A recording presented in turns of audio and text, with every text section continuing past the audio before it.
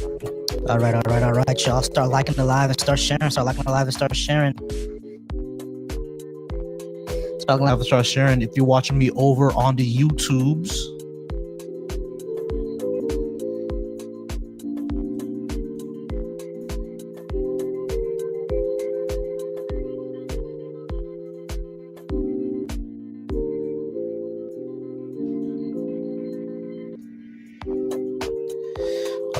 all right.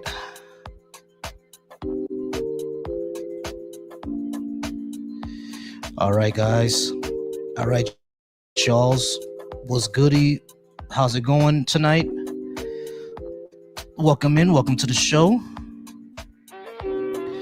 Welcome in and welcome to the show. The phone lines are now open. Phone lines are now open.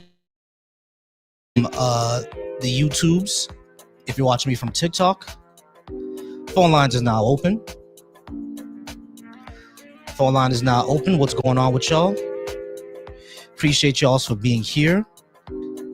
Thank y'all so much for being here. What up, y'all? What up? What's going on, y'all? We just got the whole music going on right now in the background. What's good with y'all? Thank y'all so much for being here. I appreciate y'all for being here. And y'all see the topic on the board. Today starts my religion week. Today starts the religion week. Last week was the politics week. This week is the religion week. So if you'd like to talk about what I have on the board, go ahead and come on up. Y'all see the topic. Why should Black people be Christian, Muslim, or Hebrew or Israelite? Last week was why should we be Republican, conservative, or MAGA? This week is religion. We're focusing on religion this week. Sometimes politics comes in. Sometimes it doesn't. Once again, right now the phone lines are open. So if you would like to talk to me on the phone lines, the number is pinned. And also, if you would like to join me in the call-in studio, that is also, not the call-in studio, I'm sorry, on the StreamYard, that is in the description as well. So just in case you don't want to call in, you just want to join in on a description, go ahead and join in there as well. So we're just going to go ahead and give it a second, y'all. We'll go ahead and waiting for folks to come in. All right. I do see one person who's Christian has joined in. So if you'd like to talk about the subject that's on the board, go ahead and hit that request button. You can go ahead and come on in and we'll have that discussion. Christian, Muslim, Hebrew, Israelite, believe in some sort of God. Appreciate for you joining the fan club. If you believe sort of God, go ahead and come on in. Hey, what's going on, bro? What's up? What's going on? Tap that screen.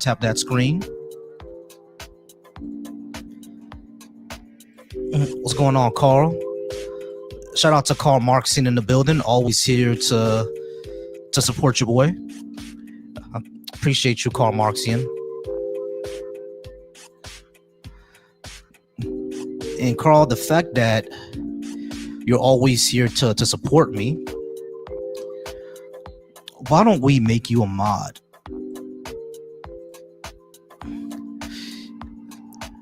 Welcome to new mod, y'all. Welcome to new mod over on my TikTok, Carl Marxian. Carl Marxian over on the TikTok. Welcome to the mod team. Go ahead and tap that screen, y'all. Tap that screen. If you are a Christian and would like to talk about what I have on the board, or if you're Muslim, or if you're Hebrew Israelite. Yeah, I agree. Knowing is better than believing. And since we don't really know if a God exists yet, we can't really show one to exist. I just don't believe in one. The same thing for dragons, same thing for leprechauns,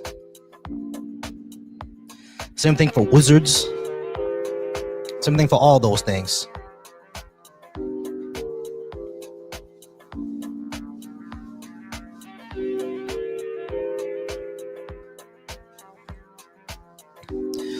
Shout out to y'all over on the Deconstruction Junction.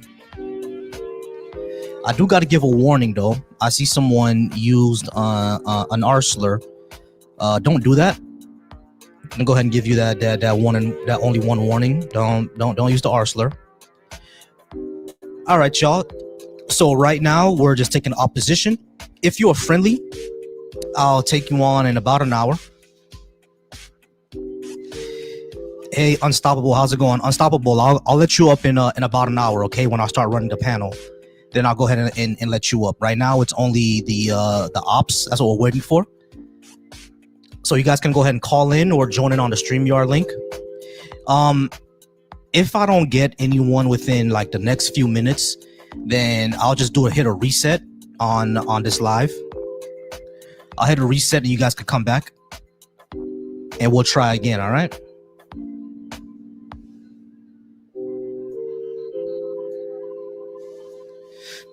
All right, I do see all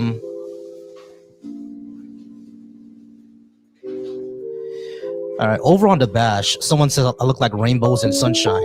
That's amazing. Thanks. I look like rainbows and sunshine. That's the first one I've got a compliment like that. That's amazing. All from Kato. Alrighty, I got Kato on the line here. Kato, can I get your age? And are you Christian, Muslim, or Hebrew Israelite? 21, I'm Christian. 21 and a Christian. All right, Kato. Why do you? I don't think that black people should be Christian because it's the religion of our enslavers and our colonizers. Why do you think we should be? Because the Christians have better outcome metrics. The practicing Christians. That's why. Give me 1 second, all right? Hey, Mike, over on my TikTok, give me about 10, 15 minutes. Let me talk to my caller real quick. He's not going to be able to hear you, okay? All right, so yeah, Kato, you said that Christians have better outcomes. I've heard this before, and it seems like all the outcomes that we talk about, the positive outcomes, such as mental health and marriage and stuff like that, all that seems to be built on just around having community, not really the religion in of itself. Other religions, other religions have those same type of outcomes. It's not really about being Christian. It's really about the community that they have around them and the economics that they have. Well, if that's the case, then why are they Christians? What is holding the community together? What holds a community together? What is the core of the community? That depends on which community you're talking about. When it comes to Christians, you said it's because of community, not religion. Mm-hmm. But what is the core thing that's holding that's making the Christian community the Christian community? Again, that depends on which community. People are Christians because they're convinced that Jesus was the Son of God and that He's the Lord and personal Savior. That's really all the reason why they're Christian. But the way that Christianity looks in the Northeast is kind of different from what Christianity looks in the South, and it's different by race. You see what I'm saying? So what's the difference? Yeah. Like for example, over in the Northeast, you have a lot of Catholics and Lutherans up there. You don't really have that in the South, right? You have Catholics in the South, but they're really around like Miami and New Orleans. Yeah, I mean, that's where you'll find most of the Catholics, Miami and New Orleans. But somewhere like Atlanta, you'll find more Protestants. And then somewhere like New York, you'll find more Catholics. You see what I'm saying? So it's different there. And not only that, Black Catholics and white Catholics are not the same either. Yeah, I mean, they're not that the beliefs are different, but that the way that they commune together are different. Like white Protestants and Black Protestants are also different. You know what I'm saying? So like the way that they commune together is also different. You see what I mean? So it depends on what they value, but we all know what they believe, that, Jesus is the Lord and personal Savior. He's Son of God. That's what they believe. But what holds them together is really different, the different communities that you go to. Yeah, but just because they practice a little differently in certain different instances, it doesn't mean that they still have better metrics, even though they practice slightly differently, like Catholics practice different from like Orthodox and stuff. But both sides, the white and the Black Catholics, they're still, when it comes to charitable giving, they're still far more charitable than a lot of other groups. Like if you look at LGBTQ groups, they still have high mental illness rates. Same with the secularists. Like the secularists, they report higher levels of depression, anxiety, stuff like that. Even though, the secularists, they have a community, the trans community has a community, but they still have much higher suicide rates than the religious communities. But why though? Why do you think that is? But that's the thing. Like, excuse me. The reason why, when you study why trans people have a higher suicide rate, is mostly because of society and the community that they grew up with rejected them, like their parents, their friends, their schools, etc. They reject them, and not only that, they face a lot of outward pressures from society in of itself, like messages that they get from society telling them that what they feel is either wrong, or them existing needs to go away from society at large. You see what I'm saying? Like, that's what all of their depression and stuff like that is based on. Not that they're not religious. You feel me? It's the same thing with non-religious people. Non-religious people, when you see non-religious people, when they actually have a community and they have coping mechanisms, you don't see a lot of the depression and everything like that you're mentioning. They know how to handle themselves better because they have coping mechanisms. The reason why religious people they report less of those is because the religion gives them coping mechanisms. That's really it. Well, if that's the case, if you're saying that people, the reason why these trans people have such high suicide rates is because of the rejection of these people, then you can't make, how come you can't make the same case for the religious? When people say, oh, your God is a flying spaghetti monster, he's not real, you're believing in a delusion, they call Christians delusional, they call them all sorts of names, especially in the atheist community. They call Christians and religious people all sorts of names. There's discrimination against religious people sometimes as well, and you still don't see these high suicide rate metrics, especially in households where the parents reject kids for being religious. Like, you have secular parents or you have pro-LGBT parents that people don't like to talk about. They'll reject their kids because they call them bigots or whatever. You still don't see high suicide rates amongst the religious. Actually, because what you're talking about is rare in compared to the others. Like, when it comes to like secular parents rejecting their religious children, right? I'm not gonna say that it never happens at all, but it's far rarer than the opposite. Far rarer. You know what I mean? And the other thing is that when it comes to being religion, when it comes to being a Christian, especially, you already have a built-in community. Let's say I'm in the position that you're in, right? My parents were secular and non-religious, and I become religious and they reject me. If I get kicked out or move out my parents' house, down the block is a church. I already have a community. Secular people don't have that. Yeah, I mean, so it's way different. Like, I was like the same question. Can you name one president that hasn't professed Christianity? You can't. You see what I'm saying? So it's just, yeah, exactly. So it's one of those things. Like, our society is already built for them to have a community. In your situation, if a religious person gets kicked out their house because their parents don't like their religion, they're going to find a community right in their own city. Or a non-religious person is not going to find that. The LGBT, for example, in places like New York, San Francisco, some parts of Texas, Florida, they have gigantic LGBT marches every year in June. Every single year they have huge marches. You can't even on TikTok, they have things that protect them on TikTok. Like, if you do any kind of LGBTQ, or if they find out you're against or you're preaching what they call homophobic rhetoric, you get banned from TikTok, you get banned from Twitch, you get demonetized on YouTube. You could talk about Christianity all day on these platforms and how horrible it is, and nothing will happen. It's not like that on these major platforms. And we have a lot of LGBTQ churches. I mean, I think this country and parts of Europe have the most LGBTQ churches than any other place on earth. Correct. So no, I don't see how they don't. You can still find those places, right? They can still find enclaves. But what you said about if you talk about LGBTQ, you'll get banned and stuff like that. It's not really true. I ran into like several lives and before I even started being against LGBTQ people and saying that being transgender is a mental illness and stuff like that. Like you're gonna find that all over TikTok. That's not really a thing. You're gonna definitely, you're gonna especially find it on Twitter. It's not really a thing. You know what I mean? But yeah, sure, you're gonna find places where they affirm LGBTQ people. You're going to find that, right? Like, but my point is that these things, like you said, there are people, you know, places like in New York or in the Northeast or in Florida or somewhere in the middle of Texas. But if someone is living in the middle of rural Arkansas, they're not going to find that. Yeah, I mean, they have to move several states in order to find it. Yeah, but what I'm saying is like Arkansas, like who the heck lives in Arkansas? Arkansas has like 5 million people, bro. Like people live in Arkansas. What do you mean?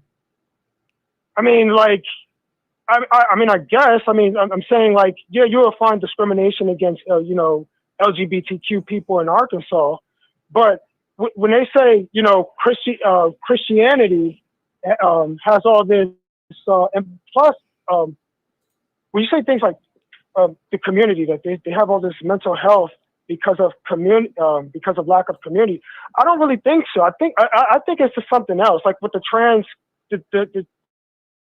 thing.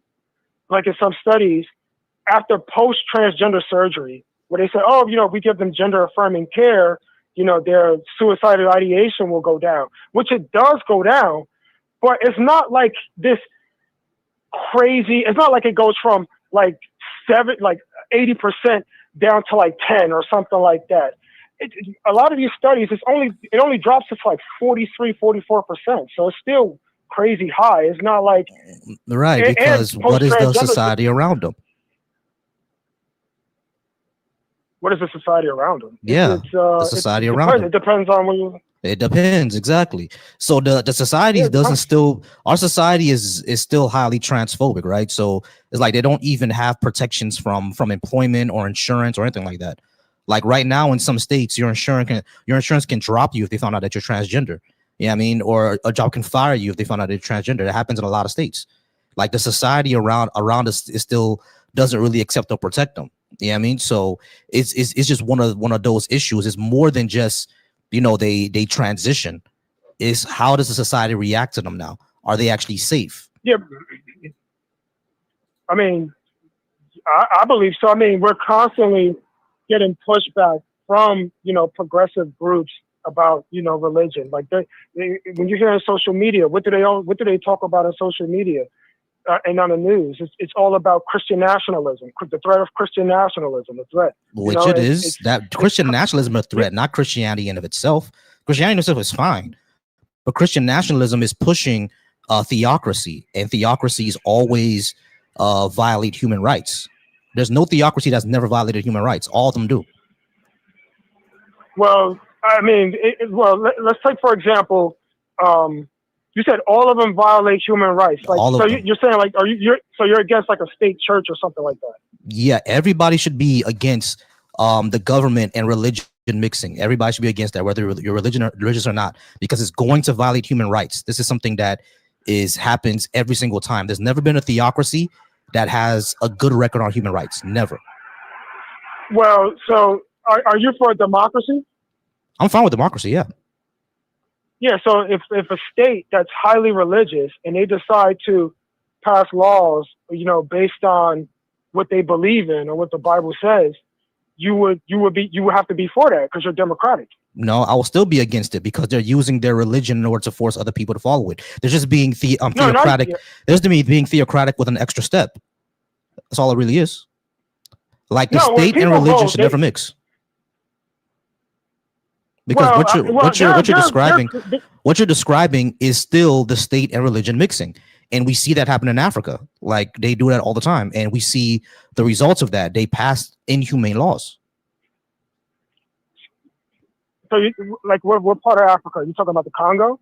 The Congo, Western Africa, Eastern Africa. Uganda passed a law, I think maybe, when was that? Maybe I think 3 or 4 years ago, that if they found you in a homosexual act, you'll get like 20 years in jail. And the people out there speak openly that if it's a male, they'll kill him. And if it's a woman, they'll rape her in order to correct her.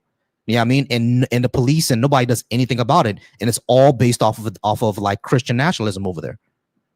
I mean, so it's like they pass Okay, these but inhumane laws, and people become okay, but inhumane. what about? Yeah, but I'm saying there are a couple of countries that have Christian that have state churches, and they don't have those crazy laws. Like you have the Church of Scotland, the Church of England, you have the Church of uh, of, of some of the other European countries. They all have state churches, and they all Correct. have human rights. Right. Correct. Because the church and the state are not mixed. Like the church does not rule the state over in England. The church does not rule the state over in Scotland. It doesn't rule there. The secular law rules there, not the church. Yeah, but Now, I'm saying, but okay, so what would be wrong if the United States were the same way? We had a state church. because like we're seeing what's happening now. They're not going to keep them separate. Why wouldn't they're keeping them separate over there in Europe? Europe is mostly secular. Yeah, it is mostly secular because they have a history of keeping them separate. America does not have that. America always has a history of trying to mix the state with the church and passing laws that the church wants. That's the history we have here in America. Now, Europe has that history too, right? But it's changed a lot since then, and the tradition now is to not do that. And even over there, like they're still trying to do that still. That's why there's Okay, such so a pushback against it. okay, so you're saying so you would push back on the same thing if LGBTQ people was to force a Christian company to try and bake cakes or something for them, right? You'll defend the Christians. Would I defend the Christians?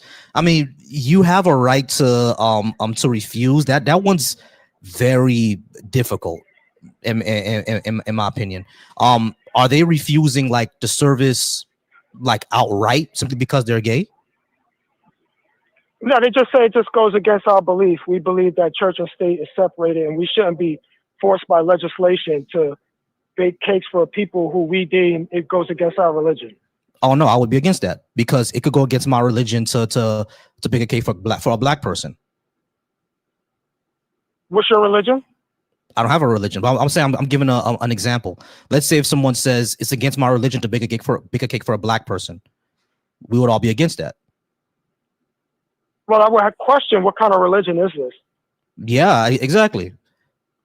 Yeah, but in Christianity, it's not. It's not that. You only have Christianity, Islam, and it depends on which Christian you're talking about. Because the KKK has an interpretation where black people are inferior according to the Bible. Now, it's according to their interpretation. You can say their interpretation is problematic or sucks, but that is their interpretation. So what you're saying is we as secularists, we have the right to try and force you on what we believe is how religious people should act, but religious people can't impose religious laws on you, but you can impose secular laws on us. Yeah, the law of the land is secular. So you have to follow the law of the land. Yeah, the law of the land is not your religion. Yeah, the law of the land is secular. Yeah, then what's the point of having freedom of religion? You can still have freedom of religion. You can have whatever religion you want. According to your religion, yes, you can. According to your religion, you think white people or black people or any other type of people are inferior. That's according to your religion. But if you run a business and your business is a public accommodation, you cannot refuse anybody. That's what the secular law says. That is, but then that seems to me like a form of totalitarianism because it's not, you're saying that it's not. Yeah, hold on. Let me ask you a question. So you're saying back when Jim Crow was a thing, you were fine with that? I wasn't born during Jim Crow. That's what I'm asking you. I don't know. I'm asking you, when Jim Crow was a thing, you were fine with the way Jim Crow was running, with the businesses, how they were running, how black kids couldn't go to certain schools, black people couldn't go to certain restaurants, black people couldn't be on certain buses, or had to move on side of the roads, and if they didn't follow these laws, they got lynched. That was fine, right? Because they based all that on their religion. So the Jim Crow law is based on religion?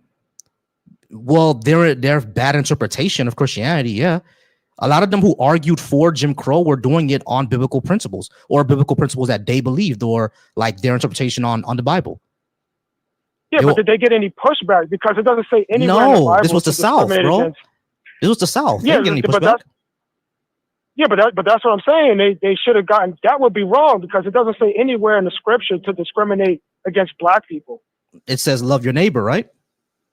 Yeah, they're clearly not loving their neighbor. Right. But If they here's are a question. discriminating. Here's the $1 million question. Who's the neighbor? The neighbor is the people around you. They don't believe that. They believe the neighbor is the person that looks like them. So Yeah, which but one? it doesn't say that.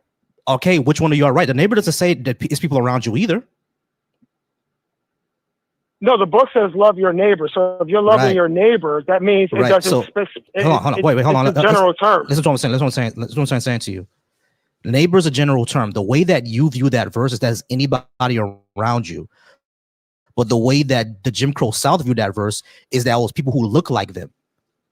Which one of you is right? Yeah, well, they would. I'm right. They would be in the wrong because in the scripture it tells you. Right. Hold on. But that's the way that you interpret it, though. That's the way that you interpret it. No, you can literally read it. I know. I'm reading it, and I agree with your interpretation. What I'm saying is that their interpretation was different from ours.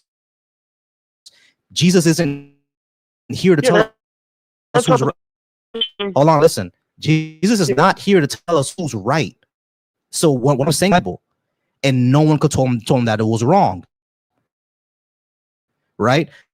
Now, why of course, tell him that? No. People told them that, right? The civil rights movement told them that they were wrong, but they still disagreed because it's been like that for years. That's what they believed. My entire point is that when your religion runs into secular law is always going to win out.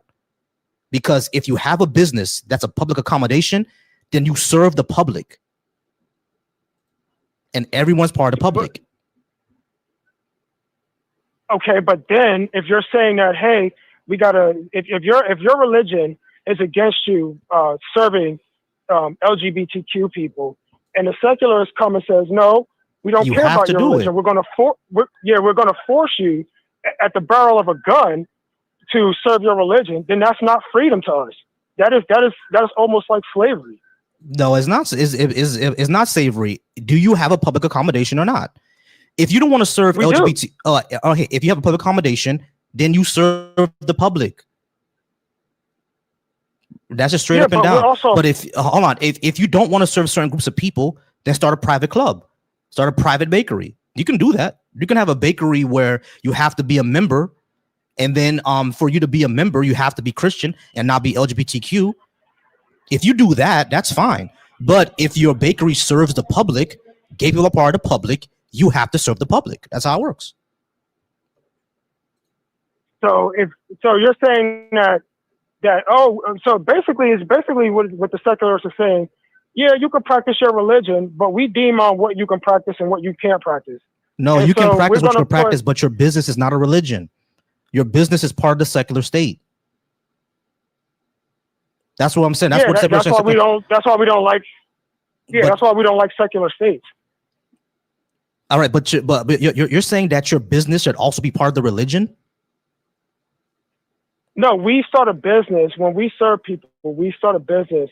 It's usually our morals and personal beliefs are in part are tied to who we are.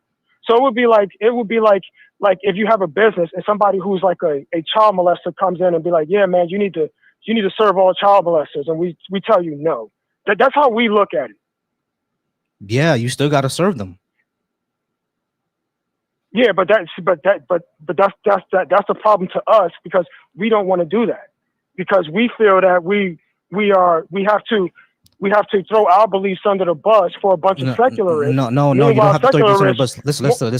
Listen. Let's say I'm an atheist, right? Can I refuse a service to a Christian person? If you're an atheist? Yeah. Yeah. No, I can't. I can't do that either. Why? Yeah, but atheism is not a religion. Right. I know atheism is not a religion. But the point that I'm saying is that you cannot refuse people for immutable characteristics or religious affiliation. You cannot do that. That's the law that we decided in our country. If I'm an atheist and I have a business, I cannot refuse business to you as a Christian. If I find out you're a Christian and I kick you out my business simply because of that, you can sue me for discrimination. I can't do that either. Okay. So it's the same laws for all of us, bro. Yeah, okay, fair enough. But if you have a black business and, this black business owner says, yeah, we're only looking for our brothers and sisters to hire. We don't really want to hire white people. That's illegal. I can't do that. Yeah. But so you don't think that like some businesses like so you don't believe in complete uh uh, uh, what's it called Freedom of association. co- I believe in yeah, freedom of freedom of association. association. I'm fine with that, but I don't believe in discriminating against people in a certain market. If you have a black owned business, it's fine to have a black owned business, but if you're refusing to either serve or hire white people, what you're doing is illegal. You know what I mean? And on principle, on morals, Okay. I wouldn't be for that. Now I understand that if you own like an African beauty shop or a bookstore, you're gonna want to target and hire other African or black people in order to serve in that bookshop. I get that, right? You know what I mean? That's not a problem Yeah. for me. But if you're gonna just simply not refuse to sell a white person a book, that's a problem. Yeah. Okay. I see. Okay. Yeah, I see what you're saying. All right. But like with Christian nationalism, right?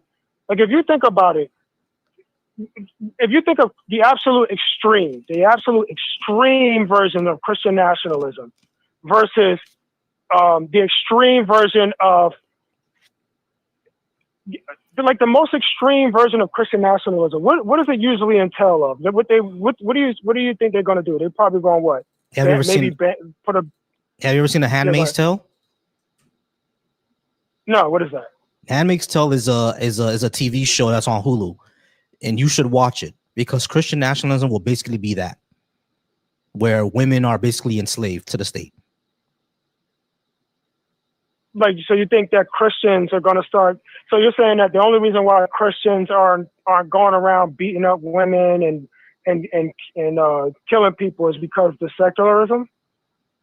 No, of course not. Like there are people who are normal everyday people, right? I'm not saying that this is the only thing that's holding them back. I'm saying that what extreme Christian nationalism will look like is what we see in that series, The Handmaid's Tale, where women are basically Because, subservient to the state, and they're not allowed to do anything. Where it's basically essentially a totalitarian state, basically Afghanistan but Christian. It's basically that. yeah, yeah, but I highly, I mean, I think if America came out and says we are Christian nationalists, I mean, I feel like everything will stay basically the same, to be honest. Doubt it. Doubt it. There's a lot of laws Because that won't pass anymore. Really doubt it. There's a because lot. There's a like lot of shit that they wouldn't do anymore because the thing is again, it all depends on how they interpret these things and how it's going to get into like how it's going to be into law. Like we've been through this before, bro. You know what I mean? Like we've been through this before where people were running the country on whatever on their interpretation of the religion, and it was never good. Again, the Jim Crow South. I mean, but don't I mean the government right now isn't it controlled by basically Republicans and Christians? Like, I mean, the Speaker of the House, Mike Johnson, he's a Christian. A lot of these guys, officials, like Marco Rubio, all these guys, they're all Christians. They want to take Yeah, it further than what they've already taken it. They want to take it further. The only thing that's holding yeah, them but back they is that can because they no, they really can't because the people are going to be against they them. have. Even a lot of their own supporters will be against it. So they have to convince more people not to. All right, Kato, we are out of time. As a matter of Yeah, fact, so yeah, we of course, could talk about this later, but I appreciate you. yeah. I appreciate you, bro. Thank you. No problem. All right, guys. Thank y'all so much for joining. We're gonna move on to Zero. Give me 1 second. All right, shout out to you if you're watching me from the Deconstruction Junction. Thank y'all so much over on Deconstruction Junction. I appreciate y'all. You can call in. I'm not looking at the comments. Excuse me. I'm sorry about that. I'm not looking at the comments right now, but if you would like to go ahead and call in, the numbers are on the board and it's pinned. Actually, my bad. The number is not there. Let me switch this up because I have the link up there and not the number. Here it is. Here's the number. Okay, cool. All right, so the number is there to join. You can go ahead and call in 786-530-5941.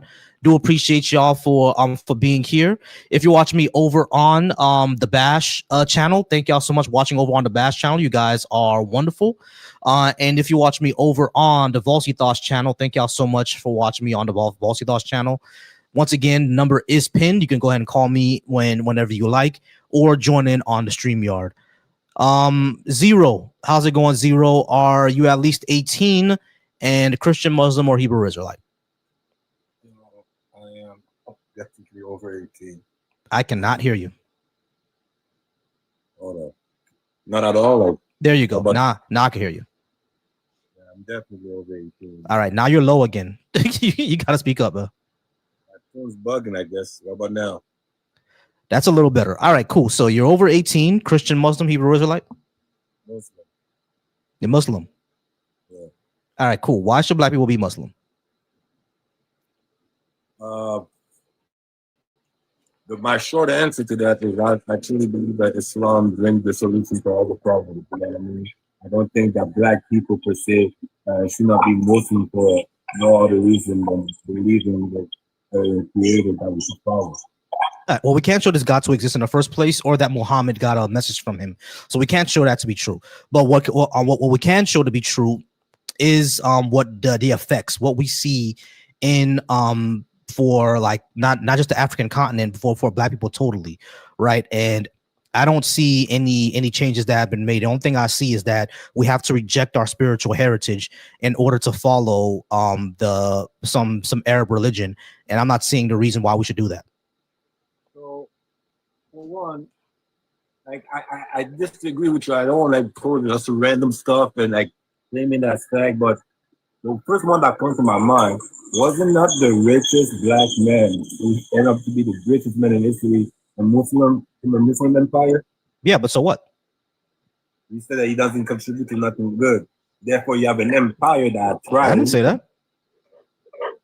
So what was the thing? You said that you don't see anything why black people should be Muslim. Yeah, because being Muslim is not going to make us rich. That's number one. But number two, from what I've seen from Islam, when you become a Muslim, you have to turn away from a lot of your spiritual heritage, right? You can't do a lot of the things that you were doing before. Like, as a Muslim, can I still do voodoo? No. Right. So why would I give that? But this voodoo is part of my culture. Why should I give that up? Because, as a matter of fact, this is a beautiful argument you brought up. Because I'm Haitian, right? Me too.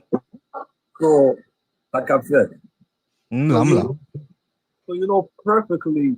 Well, I would say that I don't want to be sound like I'm attacking other people's culture or anything, but like, where does voodoo come from? Is Africa.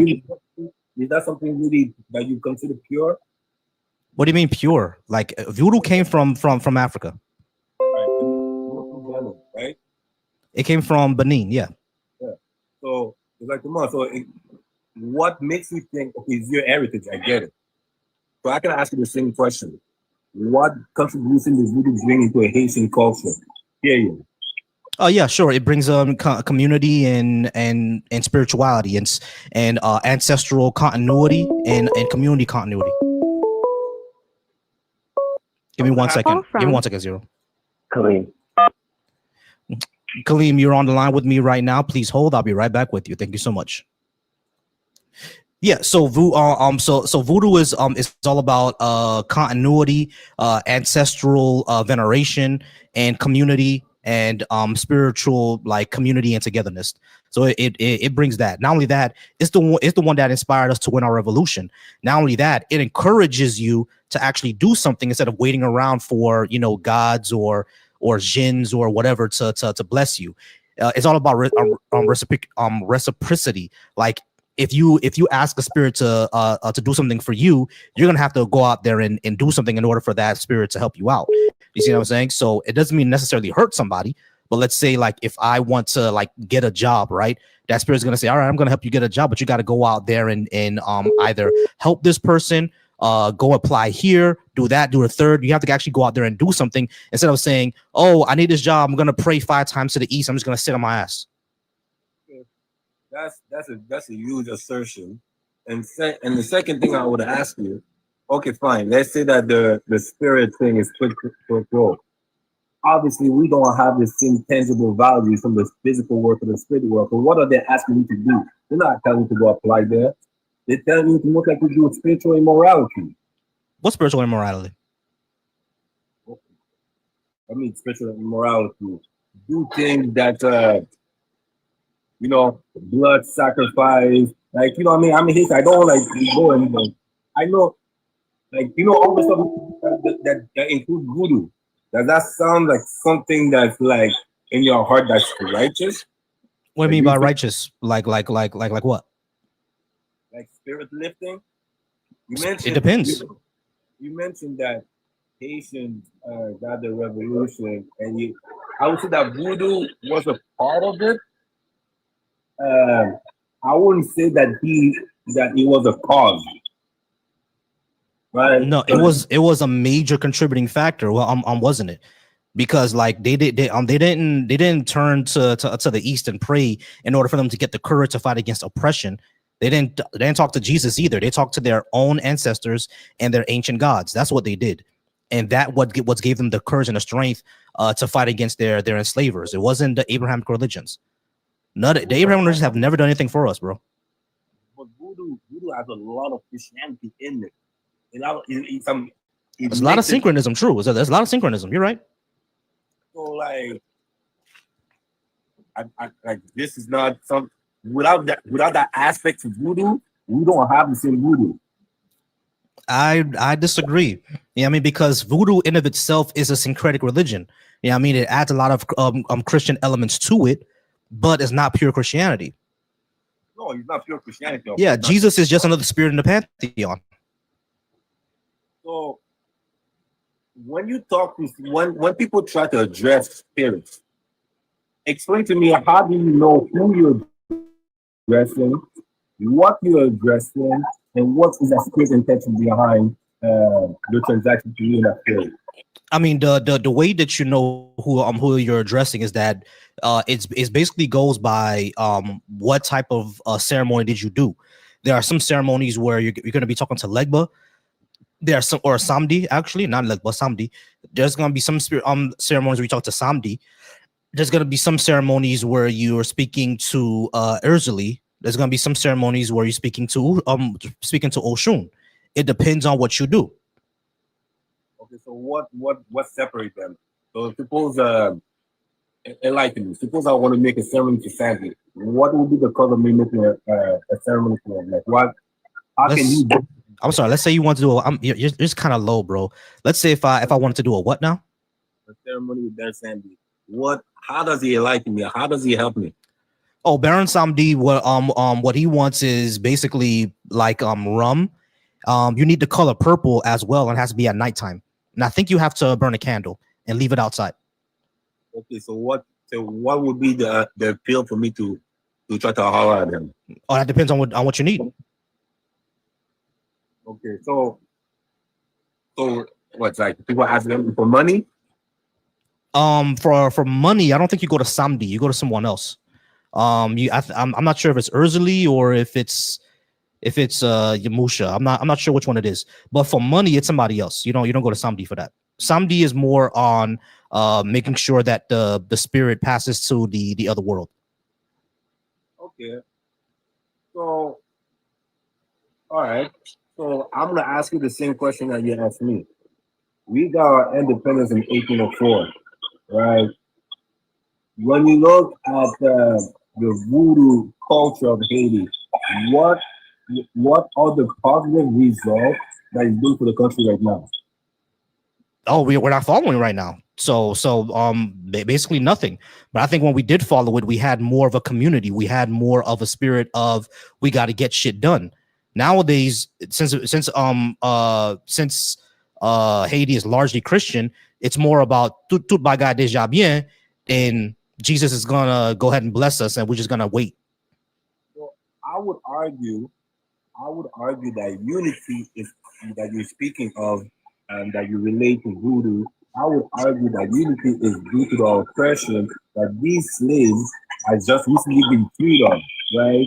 And as the oppression seems further away, people start actually questioning those internal beliefs and then therefore leaving that kind of belief set. I'm sorry, bro. I barely understood any of that. You may need to get a. Can you say that one more time, please? I said the unity that you're speaking of that Mhm. Indians had at the beginning, right? Mhm. I would argue that unity came from the common understanding of the oppression that they were going through. And Mhm. as years went by, right, as they got further away from that physical oppression, aka slavery, Mhm. therefore they start questioning their internal belief and then start to see more fraud. And that's why you see more Haitian gearing toward Christianity because it's more familiar to them than others. Mhm. I would say that's half true, right? Because yeah, as you got farther and further away from your oppression, you don't you kind of question some systems, right? That is true. However, one thing that we have to realize is that United States did invade Haiti in 1920, right? And what did they do when they got over there? When they were able to get over there and take over the government, et cetera, et cetera, what is the one of the main things that they oppressed, or the one things that they suppressed? The spirituality. Right. They suppressed voodoo like crazy, and not only that, they spread propaganda around it, which is why you still see people today thinking that we eat cats and dogs. That's crazy. That's crazy. But definitely. I mean, propaganda. I was always been. I don't mean to sound racist like that, but white man weapon, right? Yeah, of Um, course. so like the propaganda they put upon us is one thing. Is one thing, right? Because that's them trying to dirty our image, and I don't. If you're gonna look at it from a strategic point of view as well, I can understand what they did there. We have this small island that got free. It's because of us, Louisiana's Louisiana. How Hmm. many things that we have been free? Obviously, if I was white, I don't want that that news to spread the world. So obviously, I'm going to trust those people that because the image and the reputation of those people. However, when it comes to our own internal culture, and we see that the belief of voodoo. Like, how many crazy stories have I heard of stuff that happened in Haiti due to voodoo? Is that's not economically helping us? That's not economically freeing us. Mentally, we still there doing voodoo magic spells Yeah, for but love. is that because of voodoo, or is that because of other economic issues? I'm not saying that Christianity necessarily holds us back, right? Or that Christianity is the reason why Haiti is the way that it is. I think it has a partly to do with it, like the magical thinking that something's gonna come save us, and therefore we don't have to worry about it. I think it has something to do with it. But most of the reason why Haiti is the way that it is because of white supremacy, essentially, like global white supremacy, making sure that Haiti is suppressed. That's majority of the reason, right? It's not really. I don't think it's really because. I don't even think it's really because Christianity. I think it's more of global white supremacy. You know what? I would agree with you at 50% of that. 50%, I'll tell you what. Yes, white supremacy support fit us down. But when we look like, you know how many Haitian doctors there is? How many A of lot, them go and go back home? And because they all stay not back much. there. How many times, like you're Haitian, how many times you heard your elders talk about Haiti in such a negative way, you don't even want to go visit? Yeah, exactly. No, I agree. I agree, and I think a lot of that is based on the bias that they were over there. I mean, of course, when you're poor, and remember, a lot of our parents in the Gomun, they grew up on a dictatorship. They grew up under the Papa Doc and Baby Doc. So all they remember is how horrible that was. That's all they remember. You see what I'm saying? And Papa Doc and Baby Doc, those regimes really held us back, even though they were actually pretty peaceful. Matter of fact, when you talk to Gromo now, they'll even tell you that even though they had all those issues, yeah, the gang issues that you see over in Haiti right now, that wasn't a thing back then. You see what I'm saying? So like, yeah, sure. But I would say, yeah, I agree with you. A lot of that is based on them putting down Haiti so much because of everything that they went through. Yeah, I mean, but I think it's more us to sit it to go back there and repair the country, right? Oh, most definitely, most definitely. Like, you know what? There's one thing, like, bro. I'll tell you one thing. I was raised Haitian. My mother was born in the Dominican, so I got family in the Dominican, right? And when I go to the Dominican, given like I just come, the contrast is crazy, bro. Yeah, The it con- is because remember the DR, they don't view Africa as their motherland. They view Spain as their motherland. Yeah, I mean, so they went ahead and got closer to European culture than it was their African one, and they suppressed a lot of African culture. Haiti doesn't do that. For Haiti, Africa is still the motherland. You know what I mean? So it's all about global white supremacy. So on that note, right, I'm gonna keep it a buck, right? You know what I mean? I'm not just gonna. So Haiti, if you remember, when you say that, you have to remember that Haiti was given the key to the whole island. We got who does Dominican got their independence from? France. No, they got the Dominicans. Oh, Spain. They got it from us. Oh yeah, because we was ruling there for like 20 years, and then yeah, they didn't want to be ruled by black people. So During that 20 years, this is more of a political issue than I would say than the ethic issue. But the facts are, for 20 years, because France added that tax to Haiti, we dominantly take that on the Dominicans, say that right? again. So that when France charged Haiti for the independence, basically, right? That went down on the Dominicans. Haitians took the debt and made Dominicans try to pay for it. No, that's not what happened. That's not what happened. No, we didn't make them pay for it. No, when it came to, because remember we was when it came to like the indemnity, right? That I think that happened like a little bit after the Dominican Republic got their independence. You know what I mean, like when we paid the indemnity to France, right? We were still rolling over the eastern side of the island. So that wasn't really, we didn't really put that debt on them. If we had put that debt on them, they would still have been paying it, but they're not. Oh, they got free, right? From what I remember, like I don't have my sources in front of me right now, but from what I remember, when Haiti took their independence, we had helped them get free from the Spaniards. They gave us the island to govern. We got taxed, right? And a bunch of political corruption that at the end of the day, the Dominicans for that 20 years had to show the end of the stick. No, yeah, that is true. For that 20 years, there was a lot of corruption within the system, and there was a lot of like moving them around to different plantations and stuff like that. You know what I mean?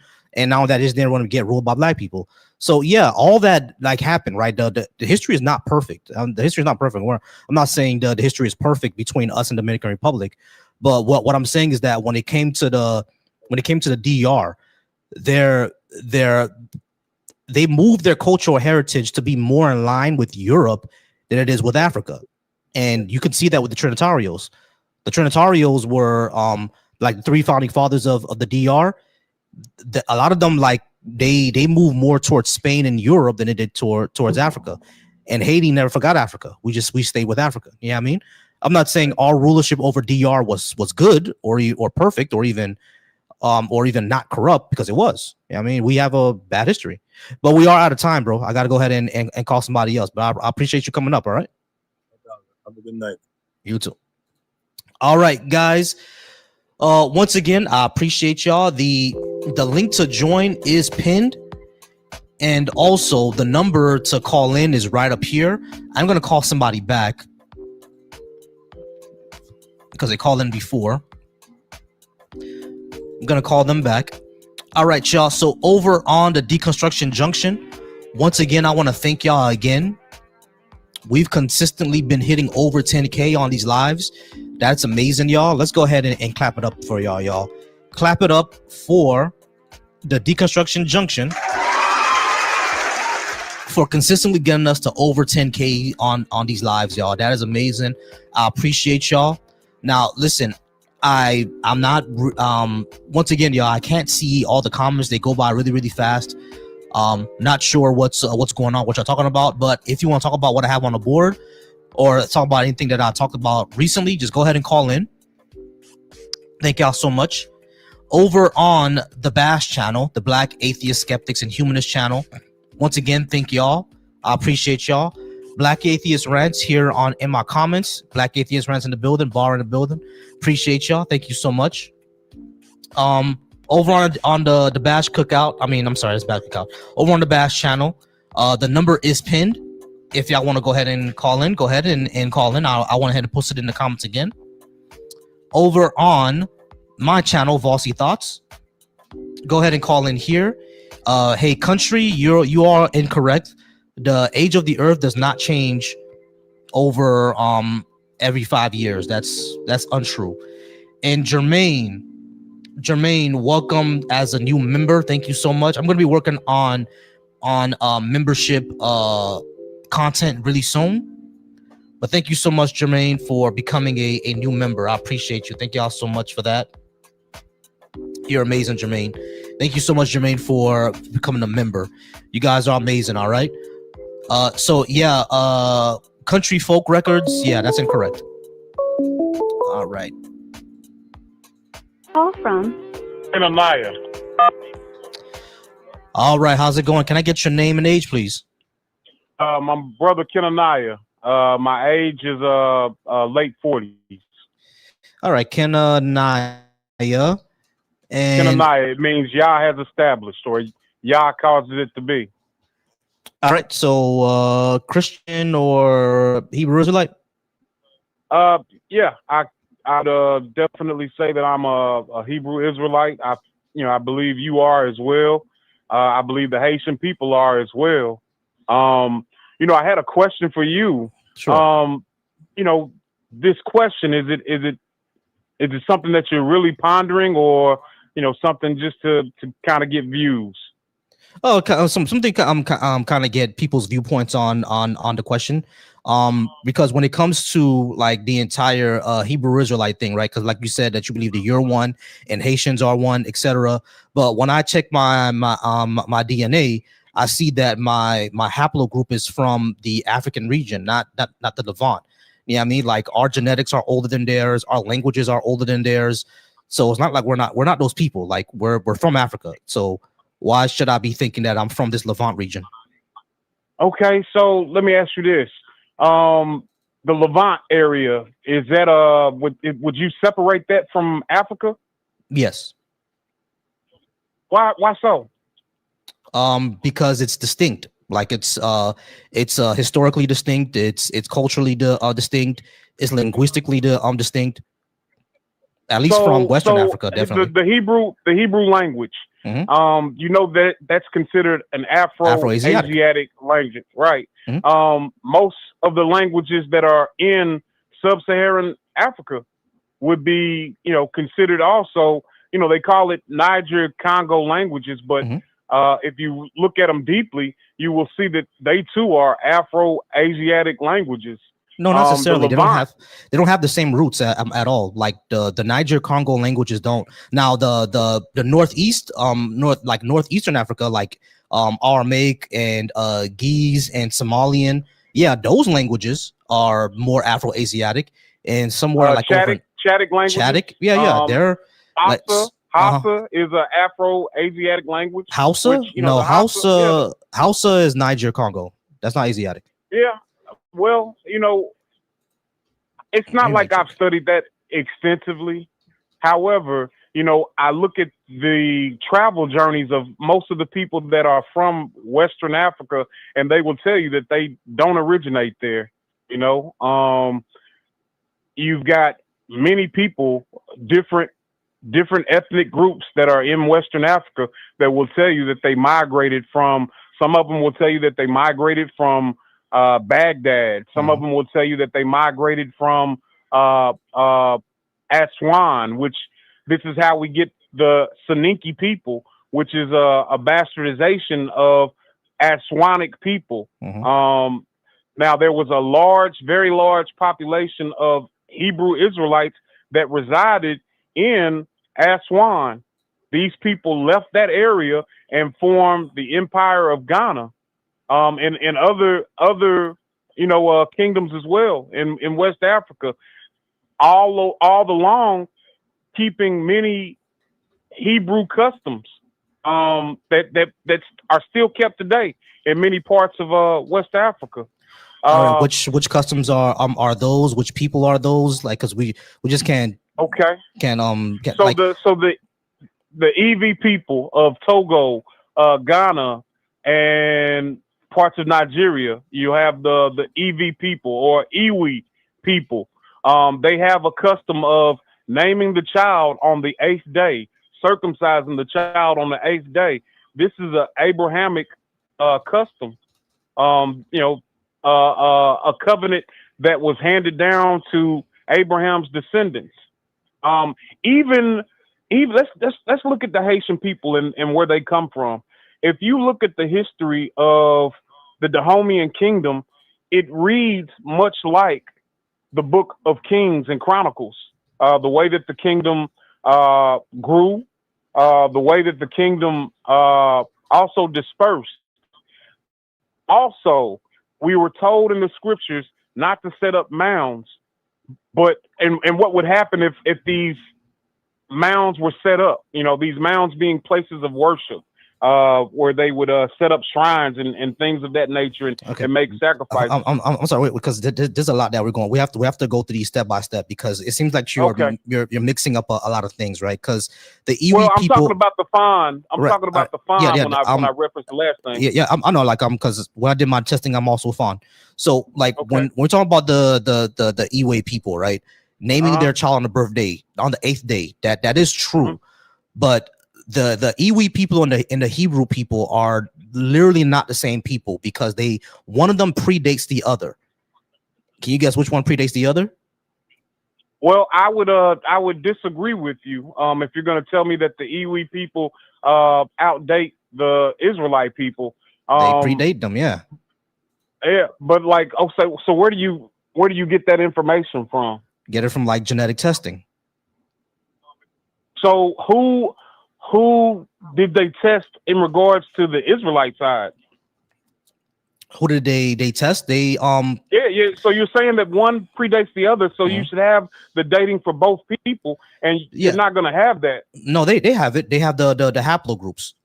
Basically, they have to still test. Here's the thing. Those haplogroups, I would agree with you, but the people that they're measuring for the Israelite people are not the Israelite people. Like, so you're saying that the people who are there now over in the Levant region are not descendants of the Israelite or the Levantine people that were there in ancient times? Correct. Right, that's wrong. They are. Because we know that, because, like, you know, the ancient Israelite and Levantine people, they buried their dead. We can still test the genes of those bodies, of those bones, and they compare it to the people there today, and they still see them. Not only that, we can. And here's the when it comes thing. to, let me just finish this. When it comes to genes, right?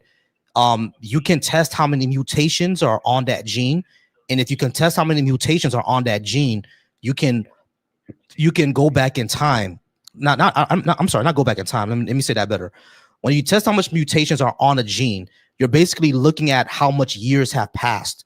And when they look at all the mutations on the gene to see how much the years have passed, and they look at the people who are there living today, they said, okay, all these mutations have happened. So that means that so much thousands of years have passed, and that's how they know that the people living there are descendants of the people who were there during the Levantine ancient times. So, you know, when I first got on this line, I asked you, you know, what the I was wanting to know, like, what your play was like with this. And with you making that statement, it's kind of clear now. Do you know that it's illegal for people that live over in the Levant now to even have DNA tests? Did you know that?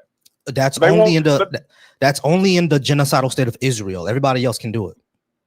Okay, but that's what I'm saying. Like, those people that you're testing from that. So who are you saying that you got the test from that would be Israelites? These tests were done by like universal studies like the Human Genome Project. That's where where most of this got this from, the Human Genome Project. And the people who live in the state of Israel right now, right? I would agree with you. Those white folks are not the original Israelites. I'm not saying that they're the original Israelites. They're Ashkenazi. So who do you get your test from, or who are they testing? Who are they testing to see? Yeah, they're testing like Maserati Jews or the other Palestinians. So, and here's the thing with that, brothers. Those people, most of those Arabs are not even indigenous to the land either. The vast majority of those people are going to be mixed with people of the land and also with Turks, Ottoman Turks. Well, the thing is, we can test that, right? And Ottoman Turks, like the Turks, don't have the same, are not really they're in a sub haplogroup, but they're not really in the same haplogroup as the Palestinians. or Maserati Jews. Now, Ashkenazi Jews, like the white folks we see over there, like Benjamin Netanyahu, yeah, they're European. I'm not saying that they're original inhabitants. They're European. Like we agree right there, right? The white people that we see, the Ashkenazi Jews that are over in Israel right now, they're not the original inhabitants. Even a lot of them would admit that they're not the original inhabitants. That's why they make it illegal to test yourself, because they would find out that they're not the original inhabitants. Yeah, I agree with you there, right?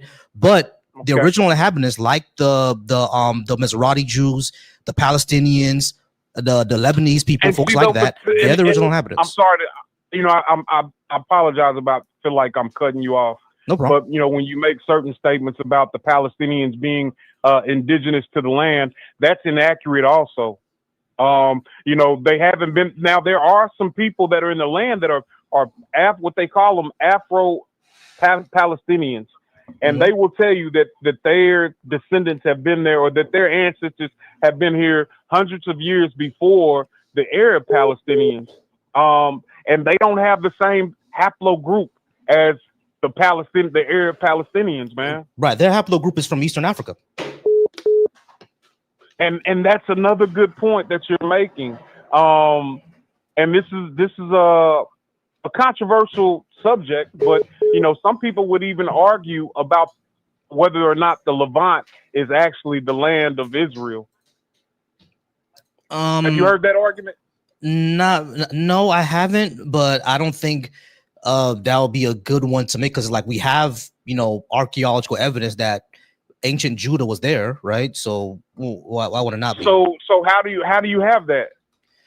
Like like the what I was gonna say about the structures, the buildings that they left behind, all that. You make a very good point, and we do know that the land was conquered by the Romans at one point, and the structures that they built are still in the land. Yeah, exactly. But there's also a whole segment, because Africa is a vast country, and we know that there's also the land was supposed to be desolate. The land is supposed to be having a rest, and that's not really what's going on there right now. Let's look at the Limba people of Eastern Africa, Southeast Africa. Yeah, those are descendants. I agree. Okay, so descendants of? They're descendants of ancient Israelites. Okay, I would agree with you there. Now, what is the vast majority of their Y haplogroup? It's the same as yours, brother. It's the same as yours. No, because I'm from Western, so they're Eastern. Right. We can't be the same. Yeah. Well, and that's where you're wrong. What they have a tendency of doing is clustering all of sub-Saharan Africa into the same. They call it just sub-Saharan. So it would be the vast majority of them are their Y haplogroup is going to be E1B1A, just like yours would be. They're J actually. I just checked. They're J. They have the cool J. Well, so they do have. You're right. They do have some J, but that's not the majority of them. And like in fact, here's how we know that that's off, because that they share that J haplogroup with the same people who live in the Levant now. The Levant, yeah, they are descendants of the Israelites. I agree with that. But when I'm saying the Levant, I'm not talking about the Palestinians. I'm talking about the other group that you had mentioned before. Maserati Jews? No, the Ashkenazis. No, I'm not descendant of the Ashkenazis. They're talking about the Limba people. The Limba people are not descendant of the Ashkenazis. The Ashkenazis are from Europe. Right. That's what I'm saying as well. That's what I'm saying that as well. Like, but the J is the J. Where does the J come from? The J originates in the Levant. Ashkenazis do have some J, but the majority of their haplogroup is European. I would agree with that as well. But do you see what I'm saying though? Like if that originated in the Levant, you wouldn't see the Limba and the Ashkenazi sharing that. haplogroup. You actually can because of migration. People like move around, but the Limba people have more J than the Ashkenazis. I think so. I'll correct myself if I'm wrong, but I think the Limba have more J than the Ashkenazi because the Limba people actually are descendants. You know what I'm saying? But hey, I gotta go ahead. We are out of time, so I gotta go ahead and move on to the next caller. But go ahead. Oh, excuse me about that. So, go ahead and call on back next time. All right, we'll talk about this more. All right, sounds good. I appreciate you. All right, guys. Thank y'all so much. Thank y'all for being patient with me. 973 and 502. I'm gonna give you guys a call back right now. Let me just go ahead and do some things. All right, y'all. We're about an hour into it. Y'all over on the TikTok, we're almost at 10K likes. Let's go ahead and pump those numbers up. Keep liking, keep liking, keep liking. Let's get to 15K within the next couple of minutes. Thank y'all so much. Y'all over on a Deconstruction Junction. Y'all are killing those views. Go ahead and give it up for you guys again. Thank y'all so much. If you want to talk to me once again, go ahead and call in. Over on the Bash channel, Black Atheist Skeptics and Humanist channel, go ahead and call in. Thank y'all so much, and I appreciate y'all for being part of the show. Over on the Volsitos channel, thank y'all so much. Killing those views, killing the chat. Appreciate y'all. I'm gonna go ahead and get the next caller now. From Homer. Homer, how's it going? Can I get your age, please? Yeah, for sure. 21. All right, Homer, are you Christian, Muslim? I'm Muslim. You're Muslim. All right. Homer, why should black people be Muslim? Yeah, for sure. I think black people should be Muslim in the same way everybody and everyone of every skin color should be Muslim because it's the correct religion. So yeah. All right. How do we know it's correct? Yeah, for sure. Just the like stuff the Quran says and like the predictions it makes are. Christians say the same thing. What's up? Christians say the same thing. Yeah, I know. Right. So if they're saying the same thing, that the stuff that it says and that stuff that it predicts, and Muslims are saying that because it says it's correct and the stuff that it predicts, and both of you are just kind of interpreting verses that are like vague predictions, which one of you is right? Right. I mean, the one who comes with more evidence or like a better argument for what the claim is. Well, I don't really take arguments because we actually need to show which one is actually correct, and none of us can prove the supernatural, can we? No, I don't think you can prove the supernatural. Okay, cool. So, really, the vast majority of the claims like that would be hard to prove. Yeah. So the vast majority of these claims are all like supernatural or metaphysical or spiritual, and none of us can really verify or determine any of those things. So that's kind of we're left with kind of these rhetorical arguments, and it's gonna be best on like what you're convinced by. And for everything that I've heard, I'm not very convinced. So this is why I would say that we shouldn't really argue on things that we can't really show verifiably to be true. We should talk about what we can show to be true. And from what I've seen of both Islam and Christianity, you don't argue things that can't be proven physically. Not. It depends. It depends, because I think at a certain point, metaphysics is only going to get us so far. Like we can talk for an hour and a half on metaphysics, right? But it's only going to get us so far. Yeah, I mean, which is why a lot of times I kind of skip it unless we have to go through it. A lot of times I just kind of skip it because it's like we're only going to get so far when we talk about metaphysics. You know what I mean? Okay, I understand what you mean, but I just like lots of people argue like concepts like that they can't physically prove. Like yeah, of course. No, I agree there. Yeah. I agree there. Yeah, for sure. So there can be good arguments to accept or deny something, right? Like not even talking religion. So I'm just saying, like, if there is a good argument for at least a God's existence, it would be worth looking at, right? Yeah, sure. You know what I mean? But like, where does that get us? I mean, it could get you to a more coherent metaphysical position logically. Like logic is a branch of philosophy, and we can use logic and reasoning to come to a conclusion about a God. Right? Yeah. So yeah, sure, we can come to the conclusion, but how do we show that conclusion actually applies to our physical reality? How do we do that? This is what that's what I mean. That at a certain point where we're kind of at a wall, right? So we will need something more there. Like that's what I mean by the whole metaphysical thing. Because I agree with you.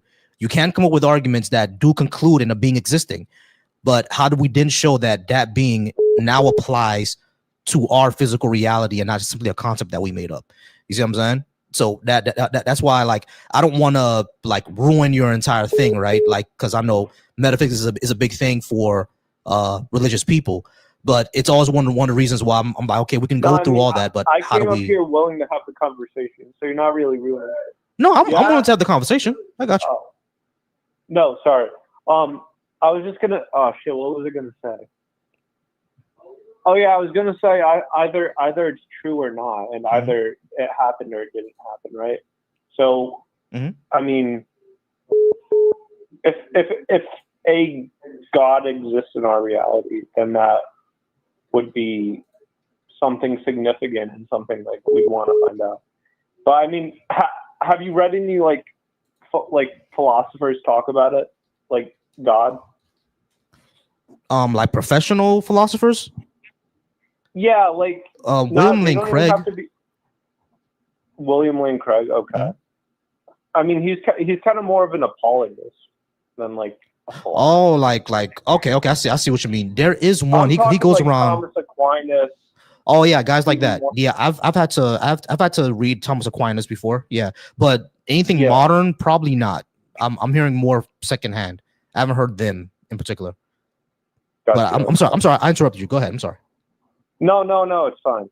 I think that like a good argument for God's existence would be like everything having a cause. What do you think of that? Yeah, everything having a cause. Everything that begins to exist as a cause, the universe began to exist, therefore the universe has a cause. Like I would always say that even if we accept that, right?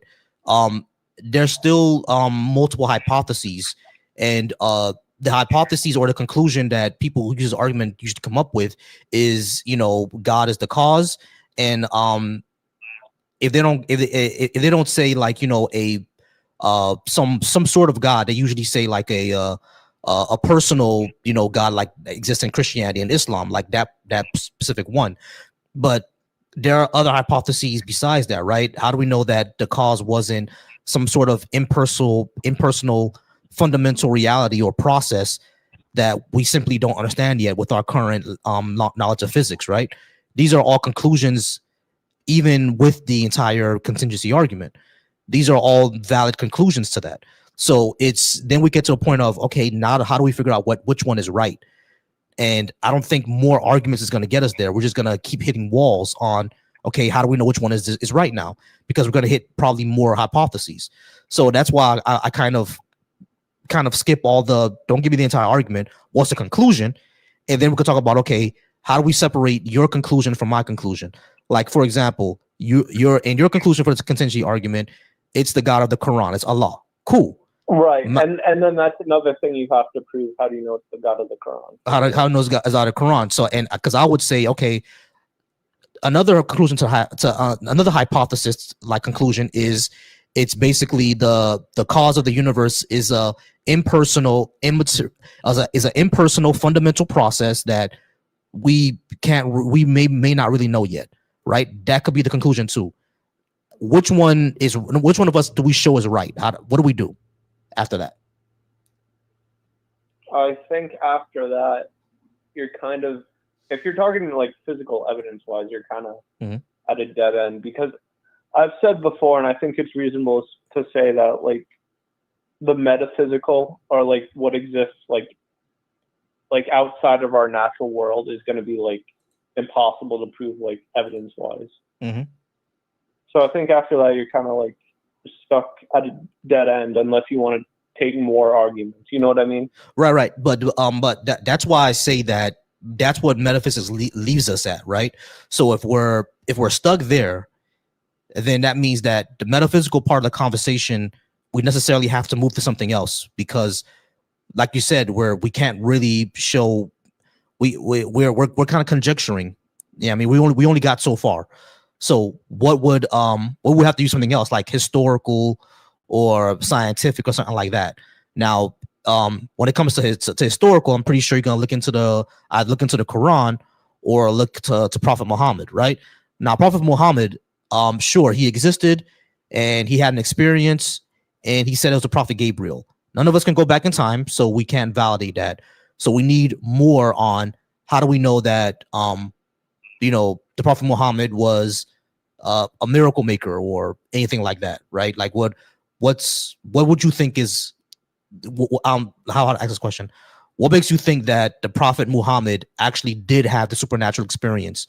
What can we do from there? What do we do?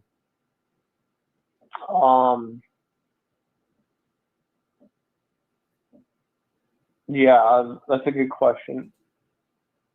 I would say like corroborating like historical evidence, like the people in his lives that like wrote about him, like the people during his time, contemporaries, what they talked about. You know what I mean? Like what they talked about he experienced. Like if you talk to them and what he experienced, you know what I mean? Yeah. I mean, I could accept that, right? Like I accept that Prophet Muhammad existed and that he's had some sort of experience that led him on to create basically one of the largest religions to ever exist. Yeah, I mean, he's a very consequential human. So I agree with that. He had some sort of experience. Now, since we can't go back in time, the question then becomes, what did he experience for real? Yeah, I mean, how do we validate that? And his friends and his family all said that he did experience something. He experienced what he said is the angel Gabriel, and they believed him. Yeah, I mean, and I agree, they believed him, and he believed that he met the angel Gabriel. He believed it. Like, I agree with all that, right? Now we actually have to show, great. Now he believed that, his friends and family believe that, his followers believe that, 2.1 billion Muslims in the world right now believe that. How do we show it's true now? That part is a little bit more difficult, right? I think that's when we have to. It kind of circles back to the metaphysics. So it's a little harder. I understand that the task that I'm putting in front of you is super difficult, but like that's why I have such a high bar. I think everybody should. I mean, I'm not saying to you not to believe anymore. It's just that's kind of the bar that I set. Does that make sense to you? I'm sorry, I didn't get your name. I do. Homer. And Homer, I do understand that. And I think I'll just leave it there. But I do have one question for you. Yeah, sure. If you consider yourself an atheist, right? Mm-hmm.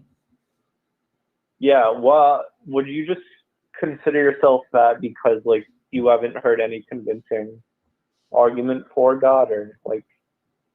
I would say is more. When you say I'm an atheist, what does that like mean? Or like, what do you mean by that?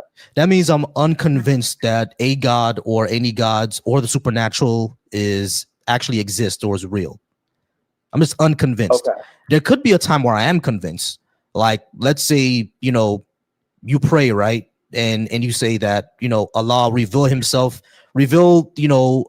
Volsi in a way that would convince him. Yeah, I mean, I think the best way to convince me is, he just appears to the sky in front of everybody. I mean, that'll be very, very convincing.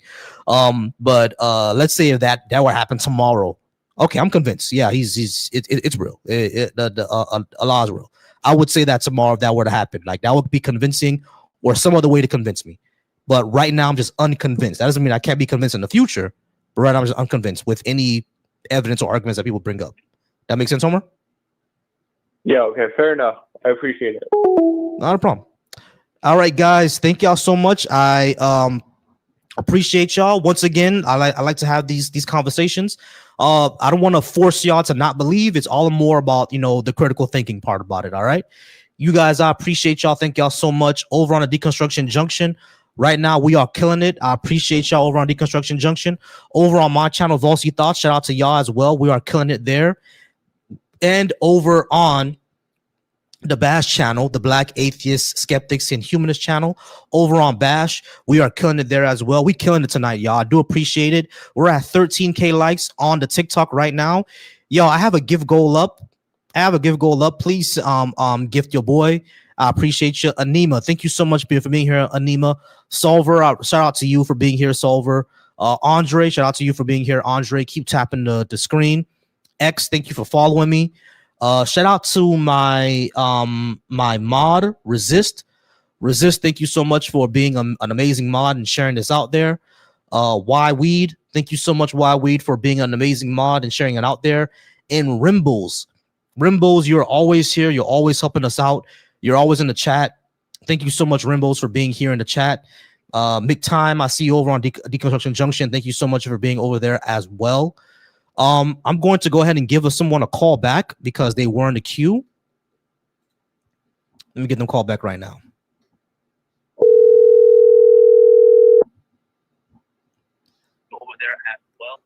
Hello? 973, how's it going? Can I get your name and age, please? I'm 37, and my name is, I don't want to use my name. I'm going to just use Juan Pablo Duarte. All right, Juan Pablo. Hey, Juan Pablo. All right, so Juan, you said you're 37. Christian?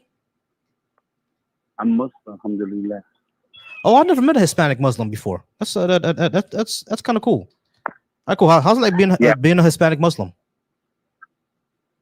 It's tough, man. You know, they eat a lot of pork. Spanish Inquisition created this kind of culture post, you know, the Reconquista that really made it hard for Islam or Judaism to thrive inside their new culture. But it's difficult, man. So many things that are really anti-Islamic within the Spanish culture as a core, in my opinion. Yeah, is that because Latinos tend to be like heavily Catholic, right? So it's like I know it's got to be difficult for a Latino Muslim. All right, cool. Now I don't think that you should be Muslim either, Latinos or Christian. Why do you think that Black people should be Muslim? Look, to be honest, man, I can make a case, but it's ultimately a choice. It's faith. You know, that you were speaking earlier about metaphysics and all that. At the end of the day, look, we can go, what came first, the chicken or the egg, God or reality, and you'll get the infinite regress, and then you can get to the Neoplanist kind of point of view where there's a unmovable cause, prime cause, correct? Agree. And that's what I believe. I believe that, hey, I'm here, something had to cause it. It's not going to be infinite regress because we just get infinite parallel universes, infinite created gods. That's infinite, has no beginning or end. We live in a world that has many ends. Everything around me is ending. It has to be something that is begun. You don't think that the God that you believe in is also an infinite regress? Because you said it has no beginning, has no end, right? So if it's eternal, that means that it exists in the past eternally and exists in the future eternally. So isn't that mean that it's also a different regress? Well, that's what brought me into Islam, is that and believing in God in general. Before I became Muslim, I started believing in atheist all my life. But the fact that there, in my opinion, you either have infinite regress or have a prime mover. And I chose as a decision to go logically with the prime mover. So I said, in order for him to do that, this being, this entity has to be all eternal, has to be outside of time, has to be there in the beginning, has to know everything. So when you start deducing all the things, the attributes that you see around us, every single religion is saying something very similar. So it kind of woke me up like an epiphany. But Juan, I would ask why though? Why would it have to have all these attributes? Why couldn't this prime mover be something completely impersonal? Why'd it have to be something like that's personal? What do you mean by that? When I mean by impersonal, right? Like, for example, let me give you an example of what I mean. Like rain. Like rain comes from clouds, right? And rain comes from clouds because water evaporates. It's a completely physical, impersonal process. It's something that just happens as a consequence of physics. Everything that we know about our universe has always had an explanation just like that, an impersonal physical process. Yeah, right. Hold on, Juan. Yeah. So there's a cause and an effect, right? But the cause has never been some impersonal, some personal thing getting involved. It has never been an agent. Now, our ancient ancestors used to believe that was the reason why it was, right? They used to think that rain happened because some sort of god or spirit made it happen. It used to be a personal thing until we found out that rain is a completely impersonal process. It's a consequence of physics. So when it comes to the beginning of the universe itself, if it even had a beginning, why do we think that it has to be something that's personal, willful, agent, all-knowing? Why does it have to be that? Why can't it be some sort of impersonal, fundamental reality that we just can't explain yet with our current models of physics? So, what's your name, by the way? Volsi. Volsi? Mm-hmm. So, Volsi, what you're speaking about is cause and effect. So, you said that this effect had a cause, and I'm saying that cause also is an effect of another cause. And there you go. We're going right back to what I already initially said. Cause Right, the infinite regress. Right. What I'm saying is that, So, let's say if I, what I'm trying to say is that the prime mover thing, I agree with, let's say I agree with you with the prime mover thing, right? What I'm asking is, why does the prime mover, all right, go ahead, I'm sorry. I don't think that you are understanding how much this encompasses. Because even the analogy that you try to use encompasses the cause and effect. What I'm saying is, you can go from rain to the environment, the cause of rain to the water, where the water came from, to the all the way to the Great Bang, Big Bang, if you want. It all has cause and effect, a chain, and that's called infinite. If you don't have a beginning to that, you're gonna have infinite regress, and that doesn't make any sense either, right? Right. No, that's what I was trying to say, Juan. I get you, right? But what I'm saying is that the entire prime mover thing. How do we know the prime mover has to be something that's personal or willful or even all-knowing?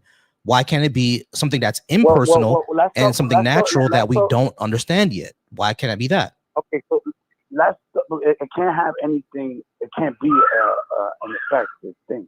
That's the problem. It has to be something beyond cause and effect. That's the whole thing. Or infinite regress will continue to be continuing in the chain. So how do you know that? Wait, why though? Because if not, you will continue the infinite regress, which makes no sense. No, it wouldn't. No, it wouldn't. This is what I'm saying. That's what I'm saying to you. Because you're saying there has to be a prime mover, right?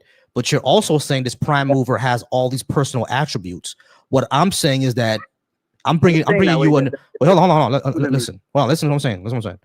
You're saying that the prime mover has these all these personal, willful, agent attributes.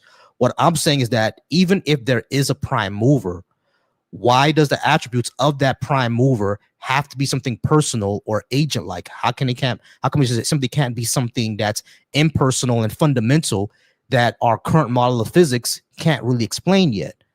Why does it have to be something that's an agent and willful and personal?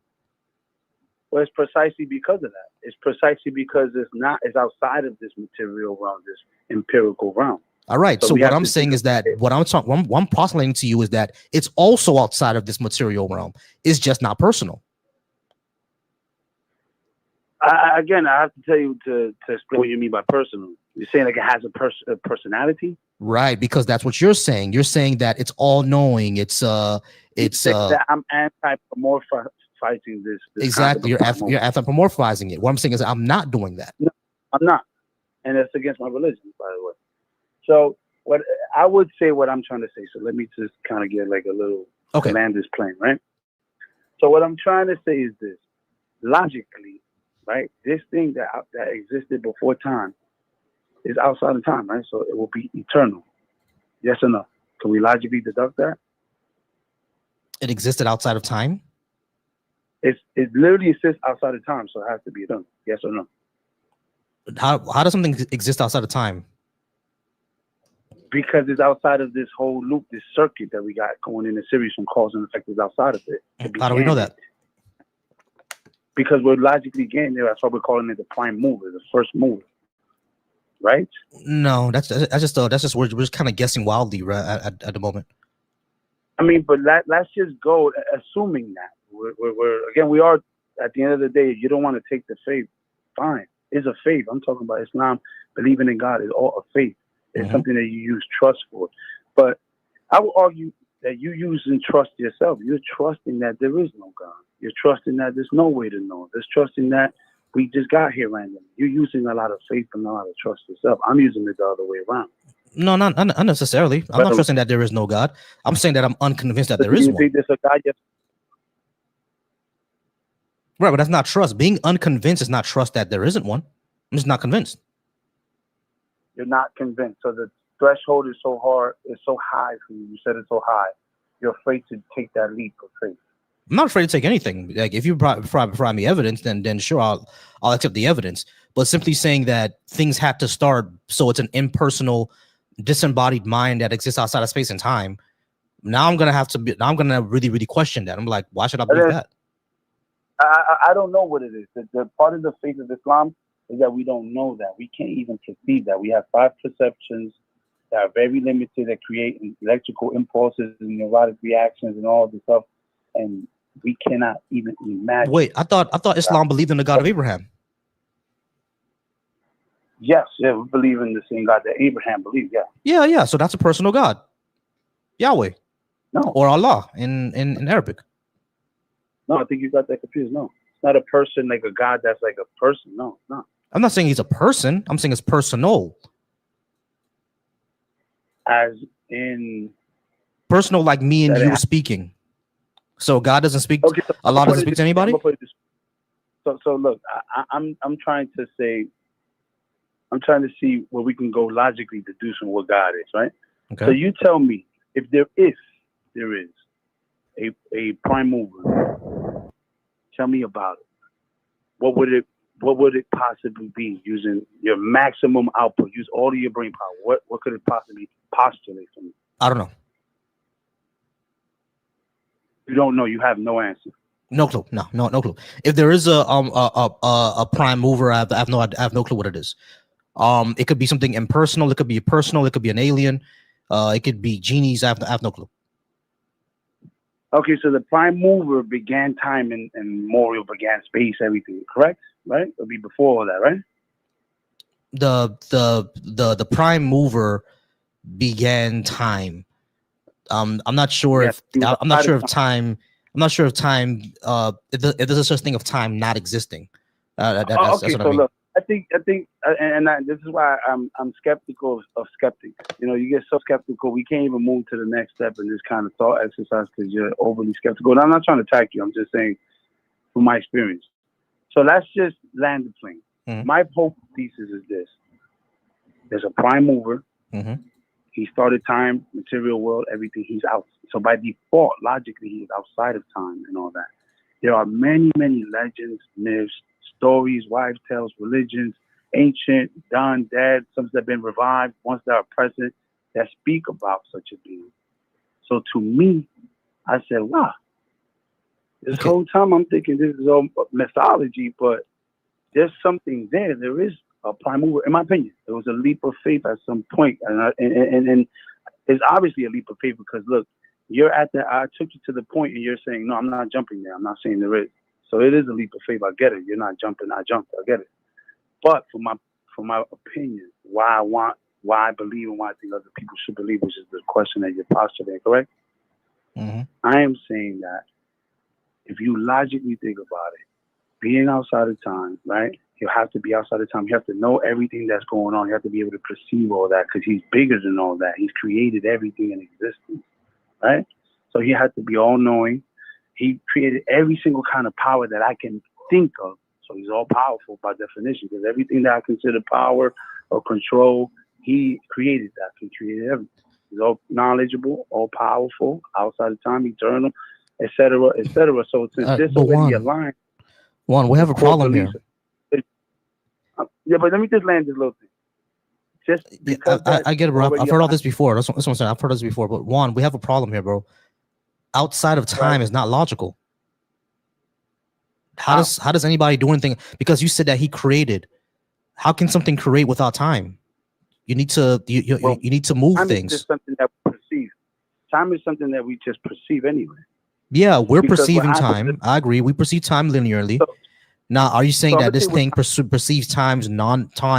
This thing perceives time non-linearly? I'm gonna tell you what time is. Time is just a bandwidth. If you look at it, if you think about it logically, right? If I go to the ocean, hold on, wait. I don't want to get away from the subject. Outside of time doesn't make sense, especially in the case where you say that this. Wait, hold on. Especially in a sense where you say that this thing that you're talking about does things. If it has actions, if it's doing things, it needs time to do it. How could it exist outside of time and not and do things at the same time. That doesn't make any sense. It needs to do things, and time has to exist. I get your point. I'm gonna give you an analogy to try to explain it. Even though it's gonna be limited because we're speaking of something that's outside of time is unlimited. But I'll try my best. This is the best analogy I have. But again, how can something exist outside of time and still do things? Doing things takes time, bro. All right, real quick, I'm gonna answer the question. Give me 1 minute. All right. If you have an infinite ocean, right? You have the ocean. You have one cup, right? That represents us and what we can perceive at any given second. And you take a cup and you pour it into an infinitely empty vessel. Every time that you put a cup from one place to another, that's how we perceive time. It's just the bit rate that we get information. That's why when you get into a fight, even though it's only 30 seconds, you got 20 minutes of a story to say, nah, he did this, he did that, because the adrenaline and everything kind of fixates more attention on smaller detail. You're taking in more information, which you perceive as more time. So even time is a perception to the only. Juan, that didn't answer my question, bro. That didn't answer my question. How does this thing that you're talking about do things and not use time? But time exists only for us. You're talking about something outside of time. Right, but the thing is, how do you know things exist outside of time? What does even existing outside of time mean? How does? Wait, hold on. Listen. Okay. Number one, how do you know something exists outside of time? And number two, how does something that doesn't use time? Because creating, perceiving, doing actions, all of that takes time. So how is it outside of time but using time? That makes no sense. Okay. This is why it's outside of time, because if it's outside of the creation, right, and it created everything that we have, I haven't even seen the limit of this creation yet. We haven't seen it yet, right? And assuming it is a prime mover outside of creation and everything like that, it's not limited like us. We are limited to things, correct? Of course. My faith is he is unlimited. Since and assuming he is, having the faith that he is, again, is a faith that he is unlimited, because he has to have these attributes to be the prime mover, right? Assuming, having the faith, then he would not need time, because he has no limit of his bandwidth of taking in information. All the information he already knows. All right, why should we believe any of this, bro? Why should we believe any of this? Because now we're back at the things that you're just kind of postulating this thing, and you're not giving me a reason to believe it. Like, why should I believe that? Well, listen. Either I'll be like you, and no disrespect, where I'm just doubtful, skeptical, have no faith. I don't see. You don't have an answer. This is an answer. If you like it or not, it's an answer. And to me and many other people, it seems very logical to be playing this kind of point. It's not logical at all, bro. Like, at this point, we're just making shit up. What's the difference between this and voodoo? What's the difference between this and voodoo? Voodoo is just conjecture. You sacrificing a goat, this and that. That's just yeah, exactly. I sacrificed the goat for the things that exist outside of time. Like, I can do the same thing. Right. Like this, all this is what I'm saying. This is all conjecture. Yeah, I mean, so to voodoo. Yeah, this is all conjecture.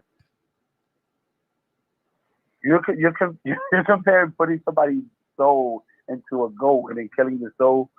You think that is compared to? That's not what voodoo is. That's not what voodoo is. That's not what voodoo is. That's not what voodoo is. A lot of people in the listeners right now. Juan, you're gonna need to stop. Juan, listen to me. Listen. That's not what voodoo is. And number two, in voodoo, there's plenty of metaphysical stuff too. Papa Legba does not exist in our physical world. He exists in a spiritual world. He's metaphysical. So you believe in voodoo then? No, I don't. What I'm saying is that there's no difference between your conjecture and what voodoo is conjecture. There's no difference. Well, you know what? I will concede to this. Voodoo, all these things, Islam speaks about all these religions. And all of these religions used to be Islam. They used to be submission to God. God only has one religion. Is that it gets corrupted over time, like a game of whispers, Chinese whispers, like they said. So even voodoo has many truths. Hinduism, Christianity, Judaism, all these religions. All right, guys, we're gonna go ahead and call back the next person because we were out of time.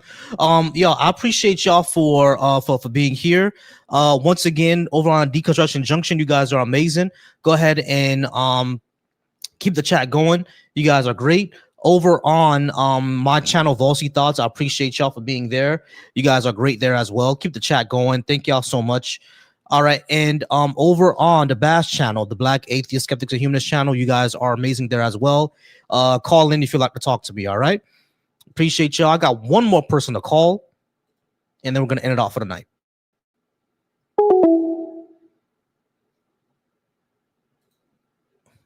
Hold on.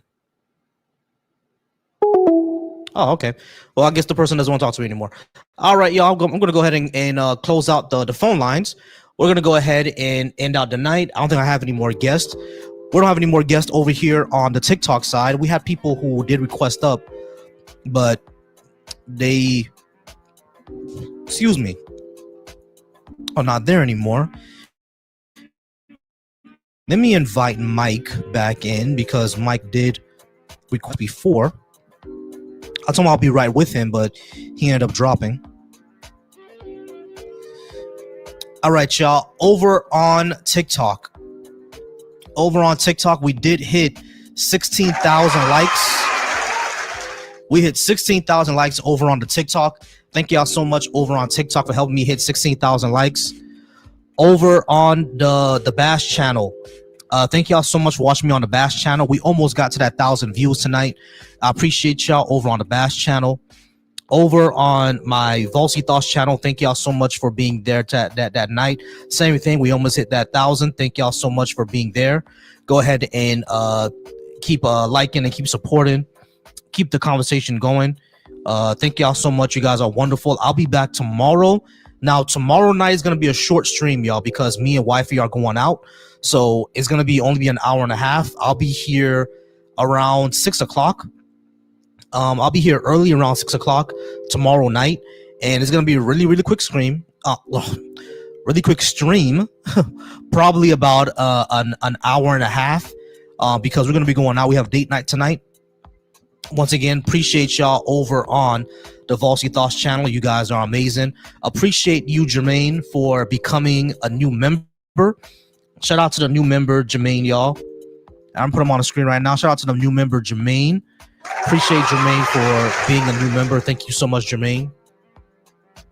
Over on the Deconstruction Junction, I'm going to go ahead and give a good clap and a good cheer for y'all too, because we did hit 19K, y'all, over on Deconstruction Junction. It might be 20K by the time I end off this this stream, because it has to catch up. So we might hit 20K by the time I end off this stream. But y'all, over on Deconstruction Junction, thank y'all so much. I really, really appreciate y'all for being here, for supporting us, for supporting this channel, for supporting the Deconstruction Junction. Remember, y'all, I do have my own channel, Volsy Thoughts. Let me go ahead and put my channel in there as well. Give me 1 second. I'm gonna share my channel over on the Deconstruction Junction. I do have a personal channel called Volsy Thoughts over on the Deconstruction Junction. If you guys are watching right now, give me 1 second.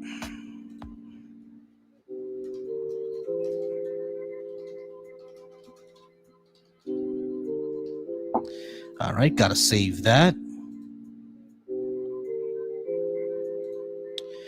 So yeah, y'all, I'm just giving it a few minutes, and then I'm gonna go ahead and get out of here. Once again, thank y'all so much for joining me here. Thank y'all once again so much for being part of this live. Thank y'all so much for supporting me. I want to thank y'all so much for just being y'all. You know what I mean? I've been working on this, for a very long time. Been working on this for a very long time. Been working on trying to come up there in the scene. And oh yeah, I'm trying to share my channel. There it is. That's what I was trying to do here. I was trying to share my channel. All right, y'all. So I went ahead and placed my channel in the comments. Go ahead and place my channel in the comments if you would like to go ahead and subscribe to me. We are now at 20,000 views on the Deconstruction Junction, y'all. 20,000 views over on the Deconstruction Junction. Thank y'all so much, y'all. Thank y'all so much for doing that, y'all. Thank y'all so much. Thank y'all so much. Thank y'all so much. We're at 20,000 views over on the Deconstruction Junction. Appreciate that, y'all. I'm dropping my personal channel in the links. You guys can go ahead and sub to my personal channel as well. Thank y'all so much. I'm gonna go ahead and put it in the description as well. Thank y'all so much. Thank y'all for being here. 20,000 views. Appreciate y'all so much. Thank y'all so much, man. Thank y'all so much for real. Same over on the Bash channel. Thank y'all so much. Appreciate y'all for being here. And we hit 17K views over 17K likes. 17K likes, 3,000 views over on the TikTok. Appreciate y'all. Thank y'all so much. But I am gonna go ahead and get out of here. Yeah, go ahead and look at my shiny bald head. My wonderful shiny bald head. All right. Yeah. Let's take a look at how beautiful this shiny bald head is. Thank y'all so much for once again being here. Yeah, let's get out of here. Shout out to the mods. Shout out to the mods. Shout out to everybody watching. Love y'all. Appreciate y'all. We're gonna go ahead and end off the night. And y'all's have a good one, all right? As I always say every night, always be soft. What that means is to be secure, be affectionate, be wise, be flexible, and be trustworthy, all right? Everybody be soft. All men should be soft. Appreciate y'all. Y'all have a good night. Peace.